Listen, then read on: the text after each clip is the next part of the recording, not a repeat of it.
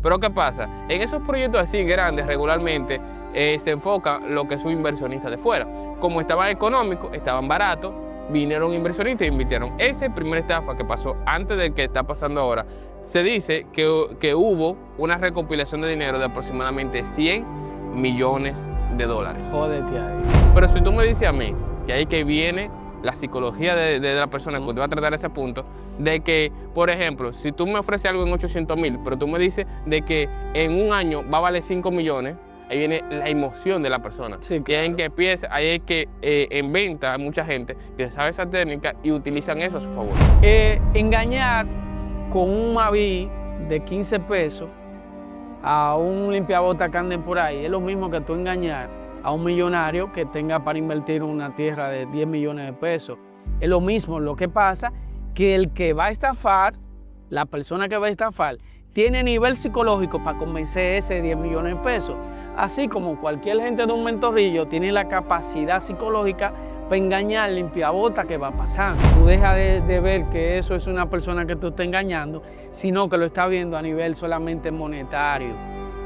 Para tener una mentalidad así, tú tienes que ser, como dirían en palabras, y disculpen, no sé si eso lo anula a YouTube, pero tú tienes que ser un maldito para tú engañar a 1.200 personas. Y que esas estafas van a seguir existiendo hasta que haya gente cayendo, ¿entiendes? Sí, claro. Ahora, ¿cómo el gobierno o nosotros mismos podemos evitar de que esa persona caiga en esa estafa nuevamente? Vamos a hablar de un tema muy controversial en los últimos días aquí en República Dominicana. Vamos a hablar desde el punto de ámbito tanto inmobiliario como psicológico e histórico en este punto, porque muchos están hablando del tema central, que es lo más importante básicamente, que son las personas que hayan sido estafadas.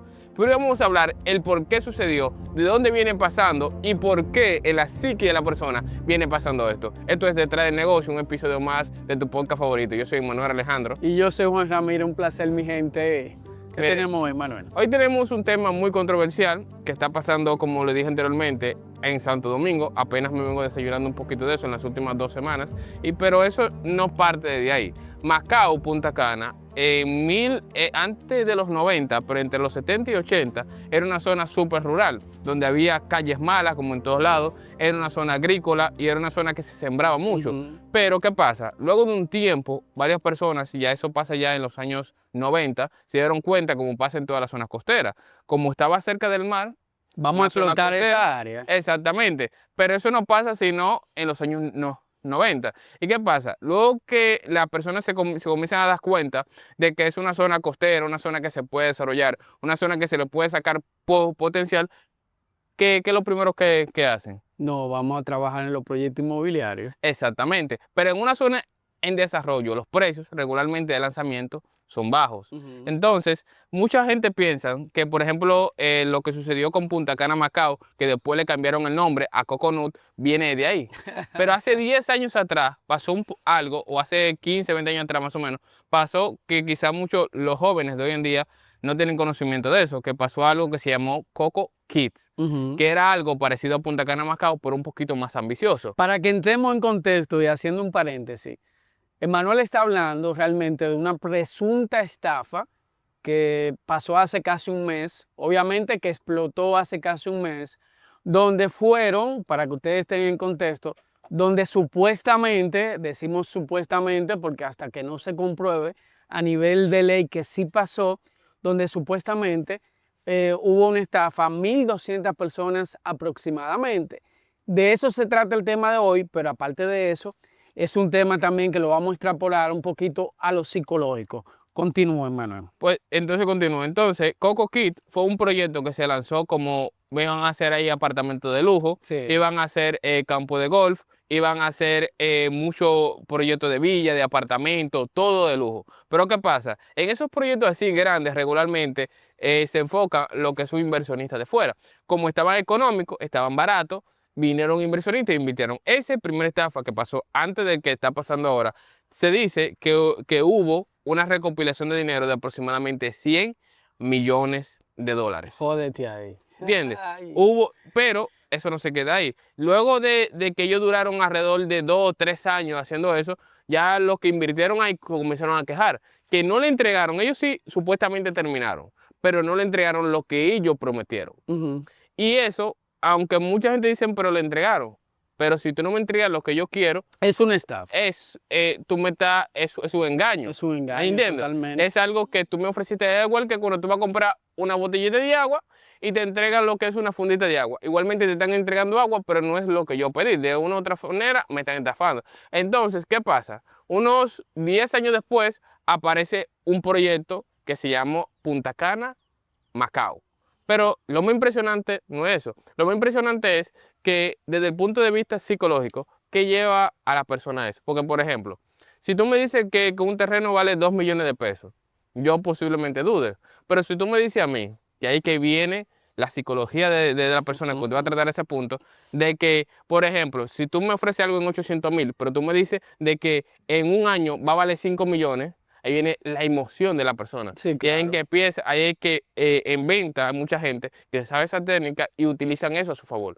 Con lo difícil que está la cosa, sigue trabajando de 8 a 5 y tus ingresos están estancados. Necesitas escalar y salir de ese sistema, pero ¿cómo? No hay una fórmula mágica, pero estoy segura que si sigues ahí sentado no vas a avanzar. Te invitamos a ser parte de INRA, donde tu esfuerzo no solo romperá la rutina, sino que te premiará con cada logro. En nuestro equipo ofrecemos formación, acompañamiento real y proyectos bien estructurados. Incluso para quienes no tienen experiencia previa en el sector inmobiliario. Haz que tu disciplina y tu ambición marquen la diferencia. Escríbenos, tal vez sea la oportunidad que estabas esperando.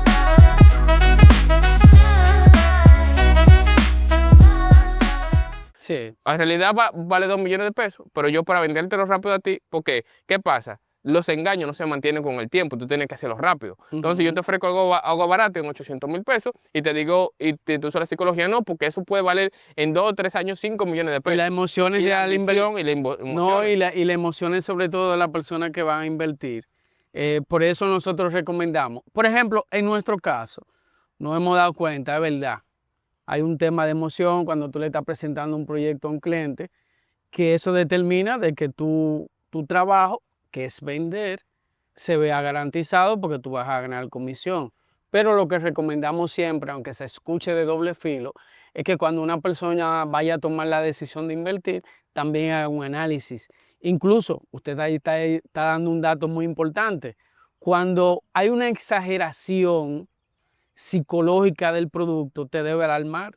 Es una alerta, tú debes de decir, coño, pero en este proyecto me están diciendo que el apartamento me va a salir, por ejemplo, en $800,000 Y que un descuento. y que hay un descuento y que en 5 años, en una zona que todavía no está poblada, no está desarrollada, ya me va a costar $5 millones. Es una exageración psicológica que te debe de alertar. Regularmente, este tipo de personas, Emmanuel, que cometen ese tipo de fraude, son personas muy comunes, ¿eh? Yo siempre he dicho No que son ladrones como tal, no. sino son personas que se aprovechan de la situación. Incluso van cometiendo un tipo de fraude, pero en tipo de cronología. ¿Por qué? Porque muchas veces ellos dicen, mira, yo voy a cometer este fraude psicológicamente, pero es una forma de que de alguna forma yo me voy a salir un momento debajo de la patana. Es una forma de que yo voy a resolver en algún momento, de que le voy a devolver el dinero, pero son personas comunes que tú ni siquiera te das cuenta. Ahora, eso también es una cosa como otro nivel, porque una cosa es que tú engañes a alguien con 5,000 pesos, con 10,000 pesos, como hacen los precios de la Victoria, pero en una presunta engaño como esto, ¿cómo tú engañas a una persona que va a invertir 5, 6, 10 millones de pesos? O sea, Lo ¿qué tú no investigas? está bien, lo que tú no investigas son los documentos, lo que tú no investigas quién está detrás Por del la misma negocio. rapidez, me imagino. Incluso puede ser por rapidez, pero inicia la conversación psicológica que no pueden tomar las decisiones así, sobre todo cuando un proyecto nuevo o un desarrollador nuevo. Déjame decirte, por ejemplo, engañar con un Mavi de 15 pesos a un limpiabota que ande por ahí es lo mismo que tú engañar a un millonario que tenga para invertir una tierra de 10 millones de pesos. Es lo mismo, lo que pasa que el que va a estafar, la persona que va a estafar, tiene nivel psicológico para convencer ese 10 millones de pesos.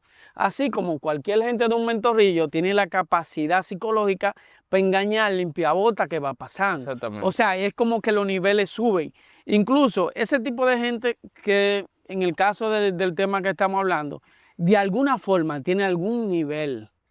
Lo que pasa es que la ambición, muchas veces, una cosa es tú ganar en un negocio y otra cosa un nivel de inversión. Ahí puede haber, por ejemplo, niveles psicológicos como que la ambición se convierte en ¿cómo se diría? Un caparazón. Exacto. O sea, tú estás demostrando que, por ejemplo, tú tienes un negocio de 5 millones de pesos en las manos y tú le estás diciendo, mira, yo te voy a demostrar que en 10 años tú vas a tener un negocio de 15 millones de dólares. Y muchas veces no es así. Exactamente. Es como que conocen psicológicamente al cliente, a su mercado.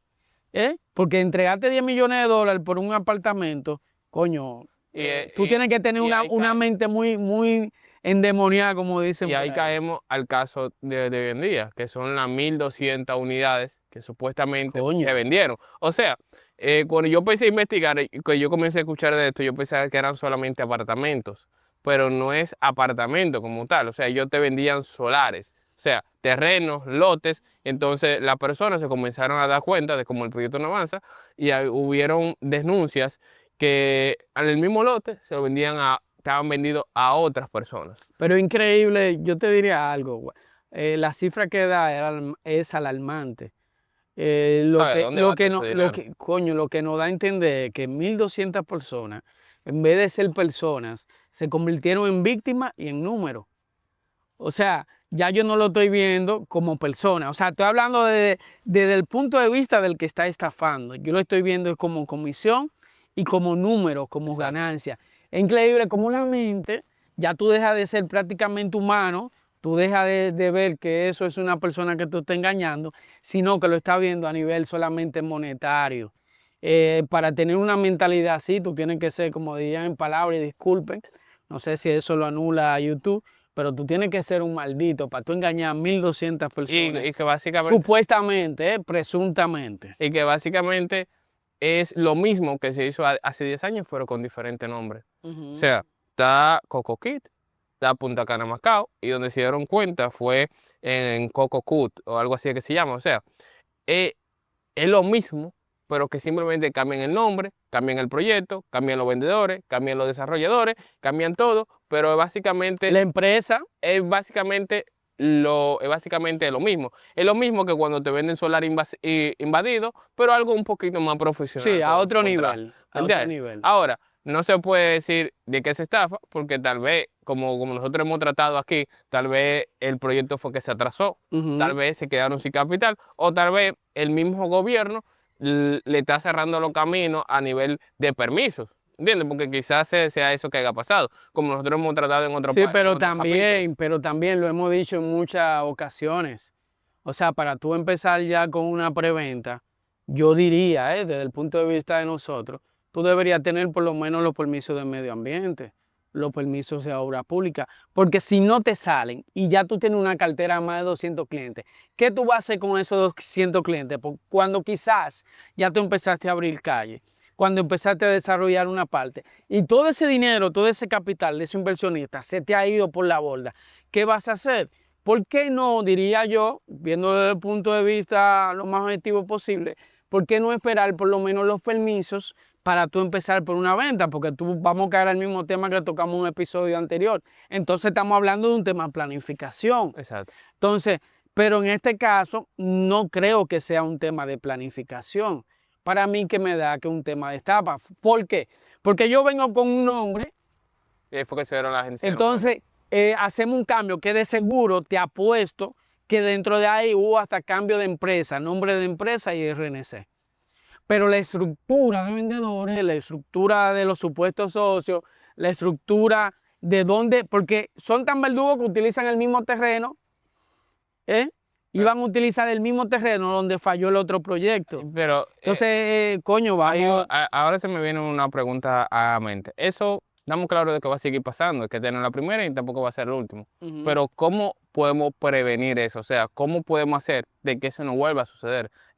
Pero tú lo dices a nivel estatal o a nivel de un cliente. Yo soy el cliente o qué. Ya sea que un cliente no cae, porque la gente lo va a seguir intentando hasta que eso no resulte más. Es igual que, por ejemplo, comenzar, la carreta se usaba y dejaron de usarse hasta que la gente lo dejó de comprar. Ahora, esas estafas van a seguir existiendo hasta que haya gente cayendo, ¿entiendes? Sí, claro. Ahora, ¿cómo el gobierno o nosotros mismos podemos evitar de que esa persona caiga en esa estafa nuevamente? Yo te diría, de parte del gobierno, lamentablemente hay que regular la ley.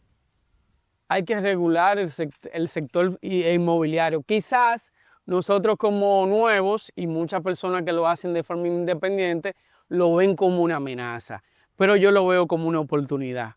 ¿Por qué? Porque quizás nosotros somos pequeños, hay una persona independiente afuera haciendo de madre desastre, ¿verdad? Pero yo digo que debería regularse la ley del sector inmobiliario.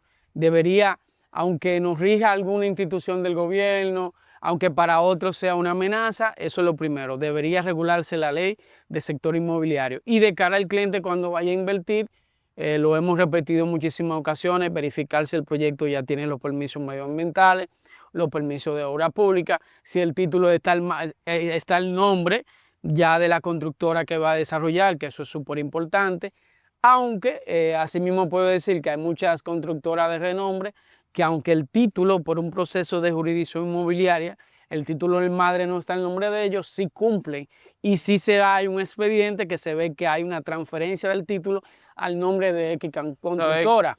Pero yo diría que revisar los documentos y revisar quién está detrás del desarrollo simplemente. O también una simple idea también es que volverlo simple para el que quiere comprar. O sea, debería, yo de mi punto de vista, de haber una página que no sea tan complicada y que sea algo muy fácil de acceder y que no te ponga igual que la de Heiko cuando tú quieres revisar la placa tuya, que te ponen así un viaje de cosas, sino es que sea algo simple, que si tú quieres comprar un proyecto, tú accedas a ese portal web y que en ese portal web tú pongas el nombre del proyecto y que en ese portal web te aparezca todo acerca del proyecto, en qué etapa va, cuáles permisos tiene, cuáles permisos le falta, ¿Qué se supone? quién es el nombre, quién es el desarrollador, quién es la constructora. Eso debería, yo de mi punto de vista, claro, debería de existir. Y está muy buena la idea porque se supone que si coloqué, por ejemplo, X proyecto en esa plataforma, es que ya hubo una validación de parte del Estado. El mismo Estado dominicano que vaya ya a validó. Proyectos. Mira, por ejemplo, el proyecto se llama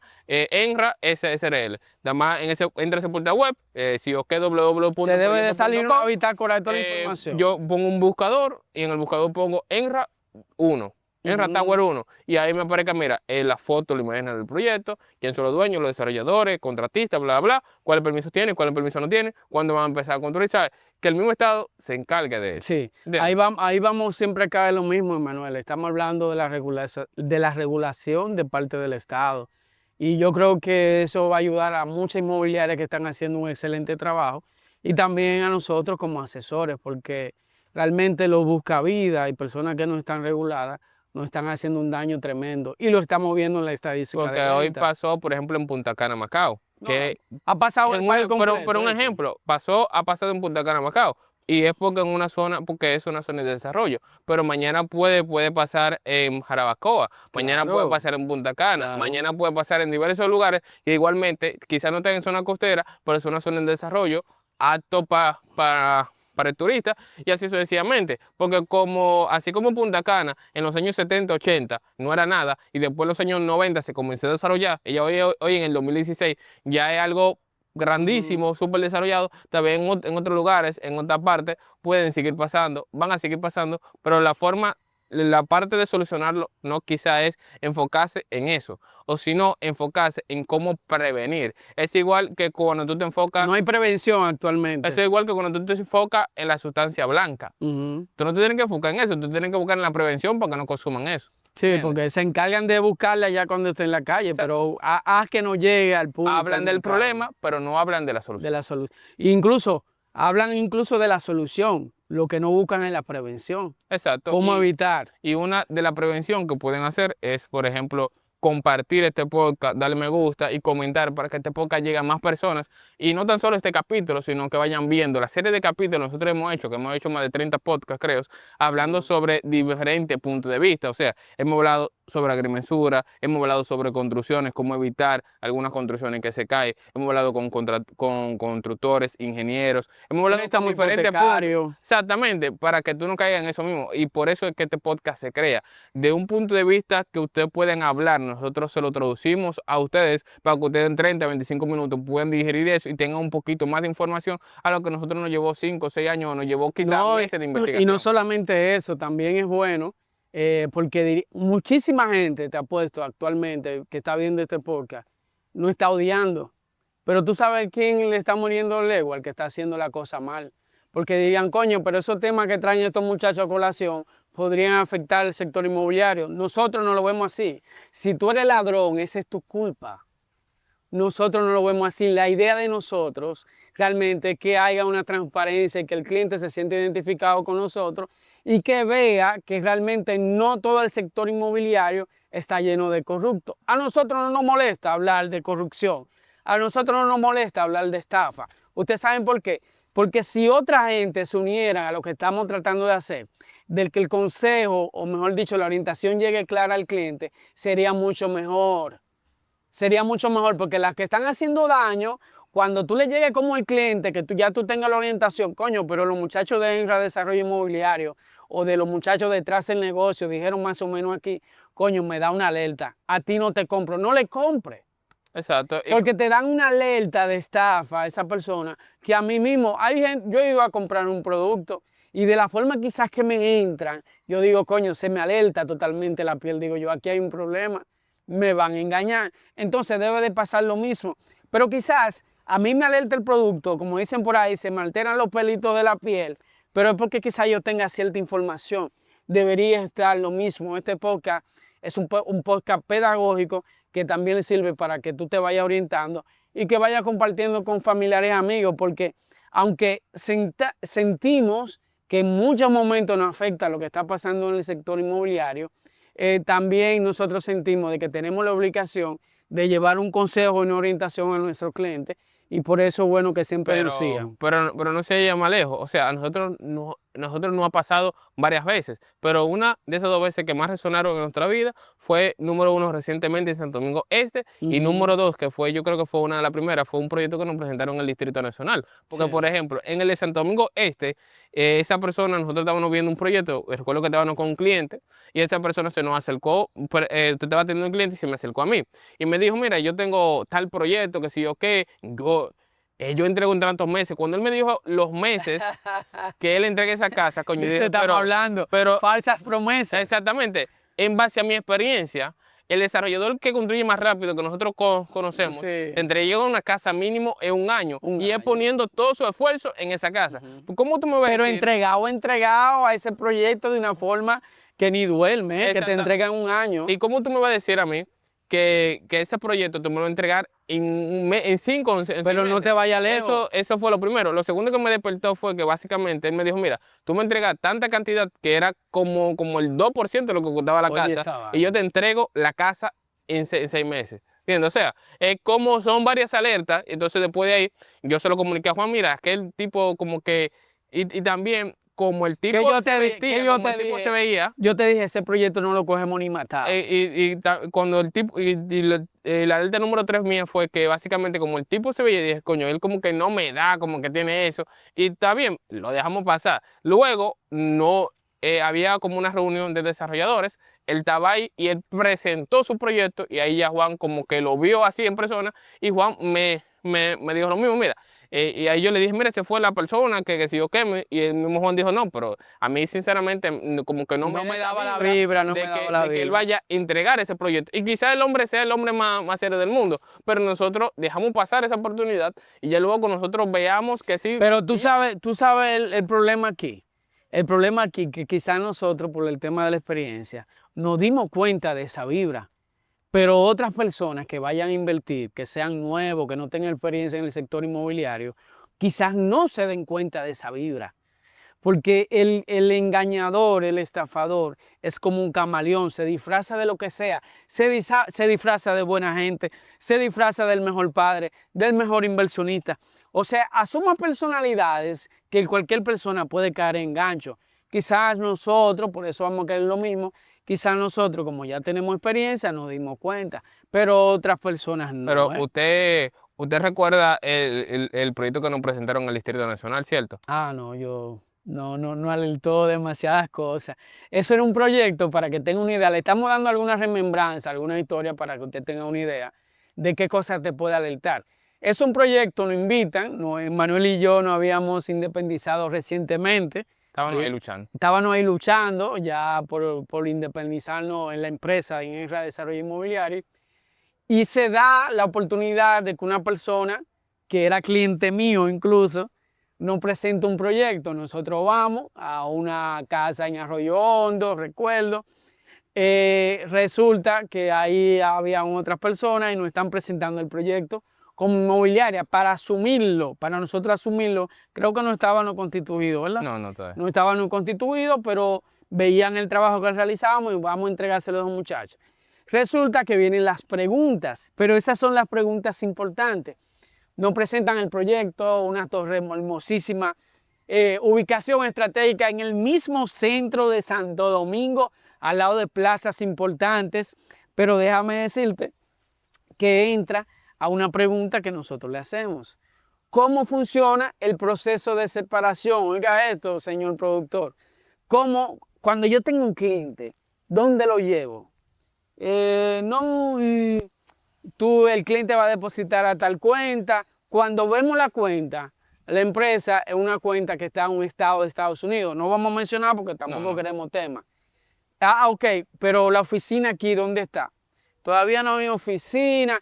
Entonces, coño, yo te voy a depositar a una cuenta que está en Texas, no recuerdo en qué estado era.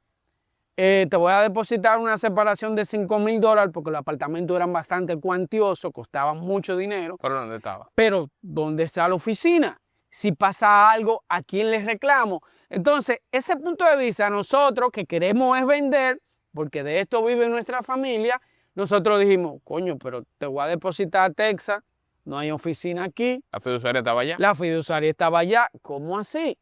¿Cómo rige el Estado Dominicano un proyecto que está fuera, prácticamente a nivel legal? Todo estaba fuera. Todo estaba fuera. ¿Cómo lo rige?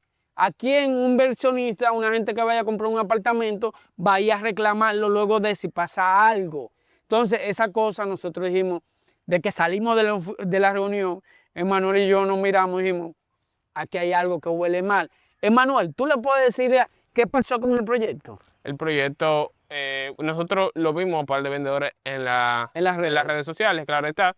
Supongo de que ellos vendieron otros que un apartamento, pero el lugar donde está, ahora no se lo vendieron a todo el mundo porque yo creo que era de alta jerarquía. Era de alta jerarquía, pero el proyecto hoy en día, aunque esos proyectos duran 7 o 5 años en el desarrollarse, pero ya eso hace como 3 años, pero hoy en día no hay nada ahí. No hay nada, incluso se supone que casi un año después iba a iniciar los trabajos. Fue una pregunta, ya han pasado casi 3 años y ahí no hay absolutamente nada. También, entonces esas son cosas que ustedes deberían aprender.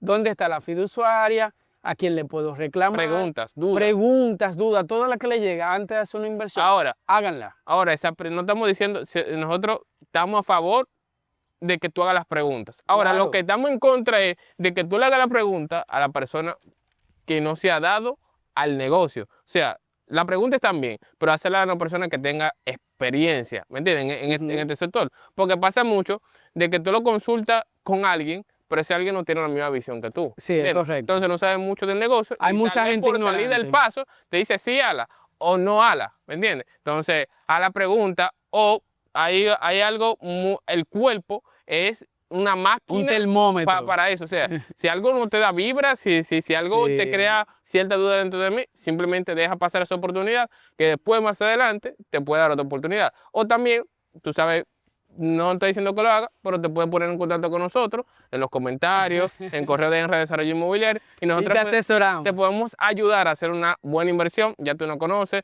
tal vez conoces a Juan en sus redes sociales, no conoces a mí, conoces a parte del equipo, te podemos invitar a la oficina.